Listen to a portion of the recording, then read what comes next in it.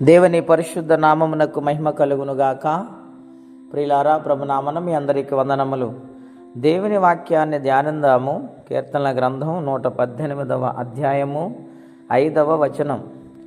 ఇరుకున నుండి నేను యెహోవాకు మొర్రపెట్టి తిని, విశాల స్థలమందు యెహోవా నాకు ఉత్తరమిచ్చెను.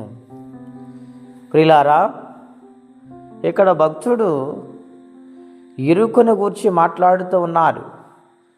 ఇరుకు నుండి ఆయన మొర్రపెట్టాడంటే కష్టాలలో నుండి, సమస్యలలో నుండి, ఇబ్బందుల నుండి ఆయనే దిక్కని ఆయనకు విజ్ఞాపన చేశాడు, ఆయనకు మొర్రపెట్టాడు, సంపూర్ణంగా ఆయన మీద ఆనుకున్నాడు. గనుక కష్ట పరిస్థితుల నుండి దేవుడు విడిపించటానికి విశాల స్థలమునకు తోడుకొని వచ్చి ఆయనను విడిపించినట్లుగా ఈ లేఖనాల్లో మనం చూస్తూ ఉన్నాం.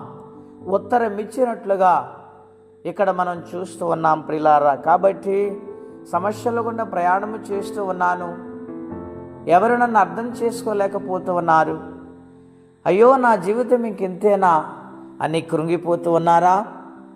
ఆలోచన చేయండి. యేసేపు జీవితాన్ని మనం చూస్తే ఆయన చేయరాని తప్పుని బట్టి జైల్లో ఎన్ని సంవత్సరాలు నలిగిపోయాడో, ఆ సమయంలో మొర్రపెడుతూనే ఉన్నాడు. దేవుడు ఒకరోజు వచ్చింది జ్ఞాపకము చేసుకొని విశాలమైన స్థలములో ఉత్తరం ఇచ్చారు.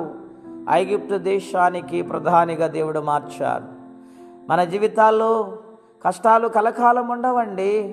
ప్రభు వైపు చూస్తే ఏ సమస్య అయినా దేవుడు తీర్చడానికి ఇష్టపడుతున్నాడు.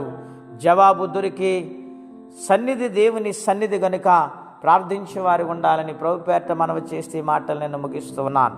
ప్రార్థన అండి. అత్యంత కృపగలిగిన దేవా, ఘనమైన మీ నామం కొరకై స్తోత్రములు.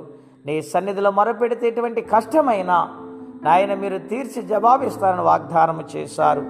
మేమందరం వాగ్దానం పొందుకొని నీ కొరకు బ్రతుకు జీవితం అందరికీ దయచేయండి. ఎవరి కష్టాలు బాధలు ఇబ్బందులు ఉన్నారు వారికి నీ సహాయము పంపించమని యేసుక్రీస్తు వారి పుణ్యనామంలో ప్రార్థించి వేడుచున్నాము తండ్రి. ఆమేన్. దేవుడు దీవించును గాక. ఆమేన్.